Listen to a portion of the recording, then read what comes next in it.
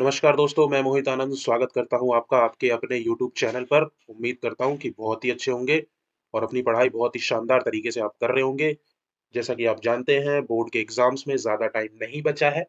दिसंबर भी almost finish हो चुका है, तो 1 महीना जनवरी का बहुत बढ़िया तरीके से आपको लग के रिवीज़न करना है, ठीक है? तो जो भी लोग चैनल से पहली बार जुड़ रहे हैं, वो पहले तो चैनल को सब्सक्राइब कर लो। जाके वीडियो और शॉर्ट्स वाले सेक्शन को ज़रूर देखो, बहुत सारी काम की चीज़ें आपको वहाँ पर मिलेंगी। लेटेस्ट में तो अभी सैंपल पेपर साइंस का डिस्कस किया गया है। हेरिडिटी की एक वीडियो डाली थी, ये दूसरी वीडियो है। पहली वीडियो का लिंक डिस्क्रिप्शन में मिलेगा, ज़रूर देखें और वीडियो को लाइक करके शेयर करना बिल्कुल ना भूलें। तो मैं हूँ मोहित आनंद और हम डिस्कस कर रहे हैं चैप्टर नंबर 9।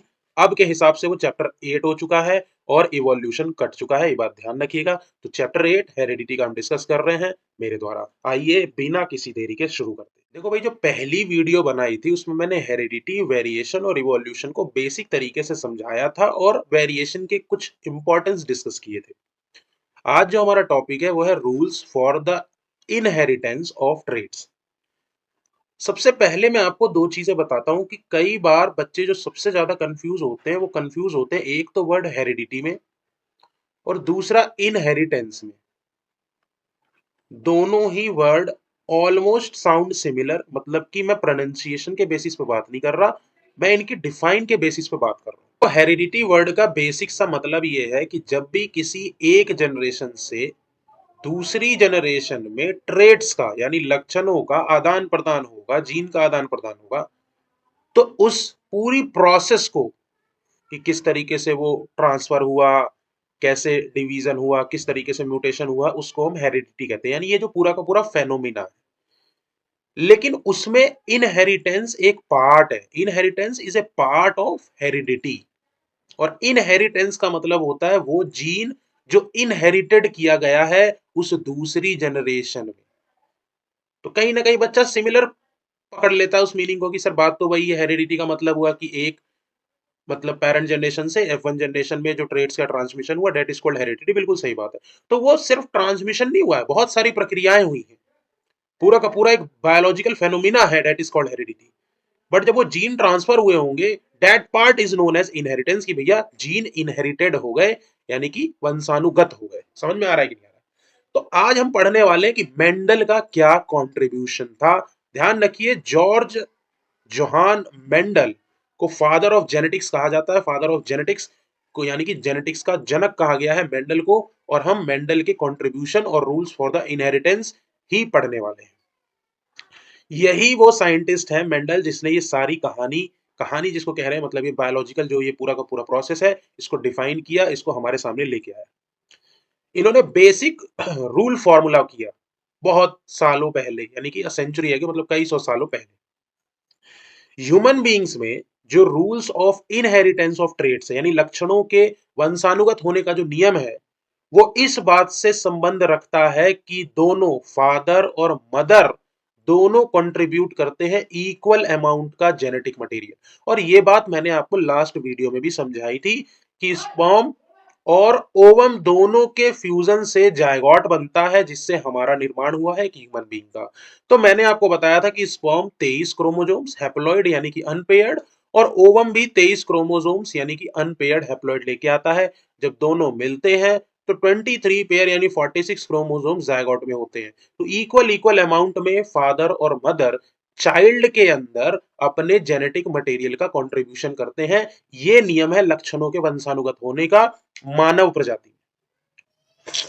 ईच ट्रेट यानी प्रत्येक जो लक्षण है, कैन बी इन्फ्लुएंस, इन्फ्लुएंस यानी कि प्रभावित हो सकता है दोनों की वजह से, पैटर्नल और मैटरनल डीएनए, यानी कि माता के डीएनए की वजह से भी हो सकता है और पिता के डीएनए मटेरियल यानी जेनेटिक मटेरियल की वजह से, किसी की वजह से। हम ये नहीं कह सकते कि ये वाला लक्षण हमारे अंदर सिर्फ पिताजी से ही आ सकता है या ये वाला लक्षण हमारे अंदर सिर्फ माताजी से ही आ सकता है, अनटिल और अनलेस हमें उनका जीनोटाइप ना पता।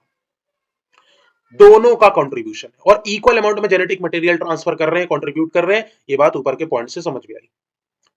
फिर क्या कहता है, लेकिन मेंडल ने क्या किया? अब आप खुद सोचो कि बेशक उसने ये ह्यूमन के बारे में बात की है, बट ह्यूमन बीइंग पर अपना एक्सपेरिमेंट वो नहीं कर सकता था, क्योंकि भाई एक बेबी का जन्म होगा, उसके बाद जब तक वो प्यूबर्टी एज में नहीं पहुंचेगा तब तक उसका रिप्रोडक्टिव साइकिल स्टार्ट नहीं होगा। तो उतने सालों का इंतजार करना होगा, और उसके बाद भी जब फ्यूजन होगा गैमेट का तो 9 मंथ्स का गेस्टेशन पीरियड। तो रिजल्ट्स उसको चाहिए थे तुरंत। तो उसने क्या किया, मेंडल ने गार्डन पी प्लांट यानी मटर के पौधों का चयन किया। एक क्वेश्चन ये पूछा जाता है कि मेंडल ने किस पौधे पर अपने एक्सपेरिमेंट किया था या rule for the inheritance of trait को ट्राई किया था। आंसर है पी प्लांट, मटर का पौधा। और स्टडी करी inheritance of contrasting visible character. Contrasting visible character मतलब ऐसे लक्षण जो उसमें स्पष्ट तरीके से दिखाई दे रहे थे, उसकी स्टडी करी कि वो कैसे वंशानुगत हो रही है, एक मटर के पौधे से उसकी अगली पीढ़ी में ट्रांसफर हो रहा है, उस चीज को स्टडी करा। तो इसमें दो चीजों की मैं बात करूंगा, एक राउंड और रिंकल्ड सीड। राउंड का मतलब बीज का आकार कैसा है, गोल, और बीज का आकार रिंकल्ड का मतलब कैसा है, झुर्रीदार। ये तो उस बीज के आकार की बात हो गई, ये एक कैरेक्टर है, ध्यान रखिएगा। दूसरा था टॉल और शॉर्ट प्लांट, यानी लंबे पौधे और छोटे पौधे यानी कि बोने पौधे। ये अपने आप में एक लक्षण था। तो ये कुछ ऐसे विजिबल कॉन्ट्रास्टिंग कैरेक्टर्स थे जिसके बारे में स्टडी करी मेंडल ने और अपने रूल ऑफ इनहेरिटेंस दिए, वंशानुलक्षणों के वंशानुगत होने का नियम। क्या कुछ मेंडल ने कहा, आइए जानते हैं। अब सबसे पहले तो हम कारण जानते हैं, और ये बहुत ही फेवरेट क्वेश्चन है। अभी रिसेंटली जो दिल्ली में गवर्नमेंट स्कूल में इवनिंग शिफ्ट का प्री बोर्ड का एग्जाम हुआ है, उसमें एक क्वेश्चन पूछा गया कि मेंडल ने मटर का पौधा ही क्यों चुना, कारण बताइए। और ये कई बार क्वेश्चन पूछा गया है इस चैप्टर से कि कारण क्या थे उसके मटर के पौधे चुनने का। तो उस पर मैंने कुछ पॉइंट्स लिखे हुए हैं, उनको हम एक बार डिस्कस करते हैं।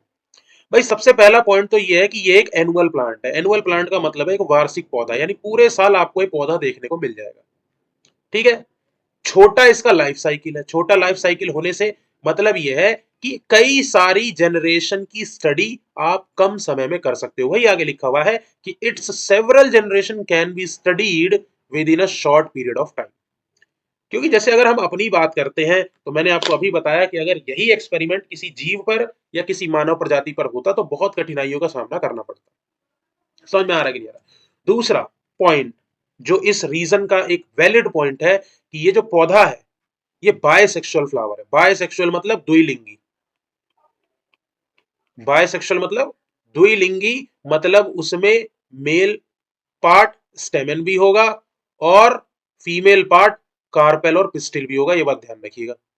तो भाई साहब वो क्रॉस पॉलिनेशन भी कर सकता है अगर बायसेक्सुअल है तो, और बायसेक्सुअल है तो सेल्फ पॉलिनेशन भी कर सकता है। इसीलिए मतलब साइंटिस्ट उस टाइम कितना दिमाग लगाते थे कि किसी चीज को ढूंढना है तो किस हद तक जाते थे। आज के टाइम में जब हमारे पास सारी सुख सुविधाएं हैं तो हम उस सुख सुविधाओं में गलत तरीके से जकड़ के रह गए। पहले जब सुविधाओं का अभाव था तब लोग ज्यादा बढ़िया कर रहे थे अपने लाइफ में, ज्यादा अच्छे से जिंदगी जी रहे थे। तो भाई एक परफेक्ट बायसेक्सुअल फ्लावर है जिसमें मेल और फीमेल दोनों ही पीरियड मौजूद हैं, यानी मेल रिप्रोडक्टिव पार्ट स्टेमन होता है और फीमेल रिप्रोडक्टिव पार्ट कार्पेल या पिस्टिल होता है। क्रॉस पॉलिनेशन एक पौधे से दूसरे में, और सेल्फ पॉलिनेशन खुद से खुद में। ठीक है, बेसिक से समझा दिया। तीसरा पॉइंट क्या कहता है, the flowers are predominantly self pollinating. वही बात आ गई कि भैया जब बायसेक्सुअल फ्लावर होता है तो सेल्फ पॉलिनेशन के चांसेस बढ़ जाते हैं। अब वो सेल्फ पॉलिनेशन करेगा तो सेल्फ पॉलिनेशन का सबसे बड़ा फायदा यह है कि उसको किसी पॉलिनेटिंग एजेंट पर डिपेंड होने की आवश्यकता नहीं पड़ेगी, क्योंकि खुद से ही खुद के पॉलन ग्रेन से खुद के ओव्यूल के अंदर मौजूद एग को वो फर्टिलाइज कर लेगा। और it is easy to get pure line seven generation. अच्छा, सेल्फ पॉलिनेशन का एक फायदा और है कि वेरिएशन कम है। ध्यान रखिए, क्योंकि जब खुद से खुद में करेंगे तो अपने जेनेटिक मेकअप को ही वो रिपीट करेंगे, तो जो भी हमें अगली जनरेशन देखने को मिलेंगी प्योर लाइन का मतलब है कि उसमें किसी तरह की मिलावट नहीं मिलेगी। और यही वो चीज थी जो मेंडल अपने एक्सपेरिमेंट में ऑब्जर्व करना चाह रहा था, इसलिए उसने इसको चुना। दूसरा, it is easy to artificially hybridise. Artificially hybridise का मतलब ये होता है कि अगर हम चाहें तो अपने मन मुताबिक, यानी अपने हिसाब से कोई भी डिजायरेबल कैरेक्टरिस्टिक्स वाला, डिजायरेबल कैरेक्टरिस्टिक्स समझते हो ना, आप चाहते हो कि ये वाला लक्षण आए, तो ये वाला लक्षण आए तो इसके लिए आप क्या करोगे, जिस पौधे में ऐसा लक्षण है मटर के पौधे में, उसके पॉलन ग्रेन से उस दूसरे पौधे का जिसमें आप चाहते हो कि वो लक्षण आए उसकी क्रॉस करा दोगे। इसको कहा गया आर्टिफिशियली हाइब्रिडाइज, यानी हम अपने अकॉर्डिंग अपने मन मुताबिक लक्षणों के लिए क्रॉस करा रहे हैं। देखो लिखा हुआ भी है, because pollen from one plant can be introduce to the stigma of another plant. हो रहा है क्रॉस पॉलिनेशन, ध्यान रखना, by removing the anther. Comment करके बताइए कि एंथर किसका पार्ट है। ठीक है, तो मटर के पौधे को आर्टिफिशियली हाइब्रिडाइज करना बहुत ही आसान है। और आर्टिफिशियल हाइब्रिडाइजेशन क्या है, ये 4 पॉइंट से 5 पॉइंट, जिसके बेसिस पर आप अपने आंसर को फ्रेम कर सकते हो कि मेंडल ने मटर का पौधा ही क्यों चुना, क्या कारण थे। तो ये 4-5 कारण है। लास्ट में मैंने आपको आर्टिफिशियल हाइब्रिडाइजेशन को डिफाइन किया है कि ये क्या है। ये एक प्रोसेस है जिसमें डिजायर्ड पॉलन ग्रेन का मतलब मैंने अभी बताया, जिन लक्षणों को आप इनहेरिटेड करना चाहते हो, आप चाहते हो कि उस पौधे में वो लक्षण आए, उस पौधे का पॉलन ग्रेन जिसमें वो लक्षण है, उसको इस्तेमाल किया जा रहा है पॉलिनेशन के लिए और फर्टिलाइजेशन के लिए। यहां पर मैं आपको ब्रीफ में एक चीज समझा दूं, पॉलिनेशन का मतलब पॉलन ग्रेन का ट्रांसफर स्टेमन से दूसरे पौधे या खुद के पौधे के ओव्यूल तक, तो पॉलिनेशन मतलब एक तरीके से गैमेट का ट्रांसफर होता है पॉलिनेशन में। और फर्टिलाइजेशन तभी होगा जब पॉलिनेशन होगा, अगर पॉलिनेशन नहीं हुआ फर्टिलाइजेशन नहीं होगा।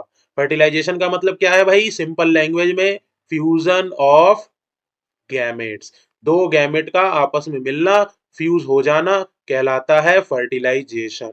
और transfer of gametes, simple language में transfer of gametes is called क्या है मेरे बच्चों, pollination. Very good. I hope कि आपको बहुत अच्छी तरीके से मेंडल का शुरुआत और गार्डन पी प्लांट चुनने की ये जो कहानी है, जो रीजंस है, वो बहुत ही अच्छे से समझ में आया होगा। वीडियो को लाइक करें, शेयर करें और चैनल को सब्सक्राइब करें। तब तक के लिए अपना ध्यान रखें। बाय बाय, टेक केयर, जय हिंद।